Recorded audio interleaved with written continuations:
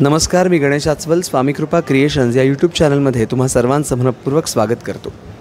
मित्रांनो, विष्णुमय जग वैष्णवांचा धर्म, भेदाभेद भ्रम अमंगळ. विष्णुमय जग वैष्णवांचा धर्म, भेदाभेद भ्रम अमंगळ. कोणाही जीवाचा न घडो मत्सर, वर्म सर्वेश्वर पूजनाचे. कोणाही जीवाचा न घडो मत्सर, वर्म सर्वेश्वर पूजनाचे.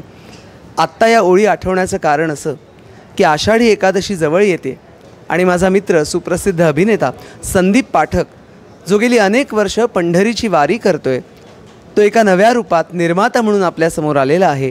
जगात भारी पंढरीची वारी या गाण्याची निर्मिती त्याने केली. त्याच प्रश्नाकडे मी येणारे. संदीप, सर्वप्रथम तुला शुभेच्छा देतो. आणि आज इतका छान पद्धतीने हे गाणं इथे प्रकाशित झालं तर खूप भारावून गेल्यासारखं वाटलं की आपण निशब्द झालो आहे. पण मला जाणून घ्यायचं आहे की मुळात या गाण्यासाठी निर्मिती प्रक्रिया काय होती? गेली 4 वर्ष तुम्ही म्हणाला तसं वारी करतो आहे. 5वं वर्ष आहे हे. आणि ह्याच्या आधी जगात भारी पंढरीच्या वारीचे एपिसोड्स मी जेव्हा करत होतो तेव्हा डोक्यामध्ये हेच होतं की आपल्या नवीन पिढीसाठी मला एक काहीतरी डॉक्युमेंटेशन करायचं होतं. वारी ही महाराष्ट्राची ओळख आहे. वारकरी संप्रदाय ह्याला काहीशे वर्षांची परंपरा आहे. तर तो संप्रदाय, ती वारी इतकी भव्य दिव्य आहे, इतकी मोठी आहे, एवढी जुनी परंपरा आहे. तर त्याचा संग्रह मला करायचा होता. ते करत असताना आपोआप एक एक गोष्टी सुचत आहेत. मला असं वाटतं की कोण बुद्धी देते आहे. मला असं वाटतं की हे करत असताना अचानक वाटलं की नाही, गाणं करावं.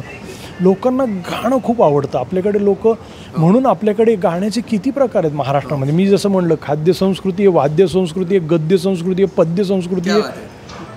खाद्य संस्कृती सारखीच कलेची संस्कृती, कलेची परंपरा आहे आपल्याकडे. गाणं, सगळ्या प्रकारची गाणी आहे आपल्याकडे.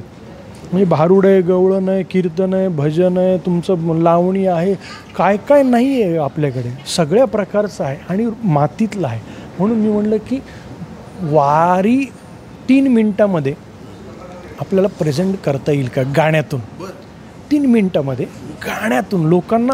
माझा हट्ट असा आहे की गाणं बघून लोकांना वाटलं पाहिजे एक दिवस तरी चालूया आळंदी ते पुणे, एक दिवस तरी जेजुरी ते वाल्हे करू, जरा निरास्नान बघूया.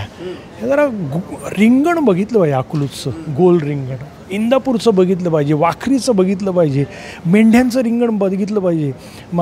तुकोबांच्या पालखीच्या पुढे धोतराच्या पायगड्या घालतात, ते एकदा जाऊन याची देही, याची डोळा बघितलं पाहिजे. एवढं वाटावं. आणि म्हातारे कोतारे आजी बघून लोकांना वाटलं अरे आपण तर तरुण आहोत, आपण जाऊन येऊ की एकदा. आपल्या महाराष्ट्रामध्ये सगळे नाही पण काही वर्ग असा आहे जो युरोप फिरलेला आहे, USA फिरलेला आहे, परदेश, सगळे देश झाले माझे असं सांगणार आहे. चांगली गोष्ट आहे ती सुद्धा. ताजमहल बघितलंच पाहिजे. पण गडकिल्ले बघितलेत का? लेण्या बघितल्यात का? वारी बघितली आहे का? कोकणातले गणपती बघितलेत का आपण?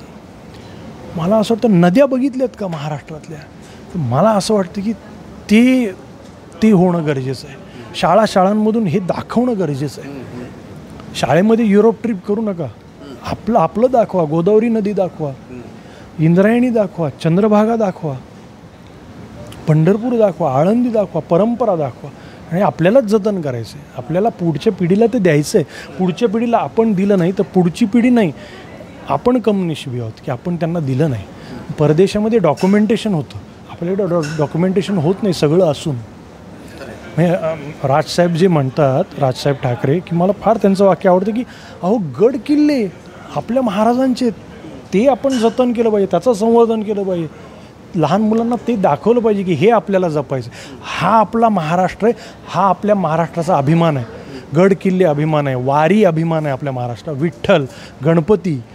मला असं वाटतं की हाच हट्ट, माझा अट्टहास, प्रयत्न जे काही आहे ते हे आहे. म्हणजे मुळात आपण म्हणतो ना की मनात इच्छा असेल तर मार्ग मिळतो आणि पांडुरंगाने तो मार्ग दाखवला. तर आता ह्याच्यापुढे एक जबाबदारी वाढली असेल.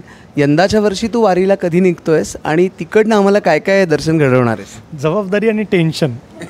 ह्या वर्षी मी वेगळं काय दाखवू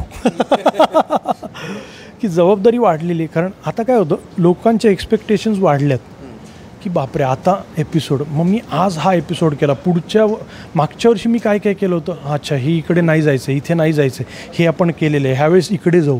मग मी काय करतो, जिथे तुकोबांचं मी कव्हर केलेलं नाही तिथे जगद्गुरू तुकाराम महाराजांची करू आज, उद्या माऊलींची करू. आता सोपन काकांचा तो मेंढ्यांचं रिंगण आहे ते मागच्या वर्षी केलं नव्हतं, ते ह्यावर्षी करायचं आहे. काटेवाडीला धोतराच्या पायगड्या मागच्या वर्षी केल्या नव्हत्या, ते यावर्षी करू.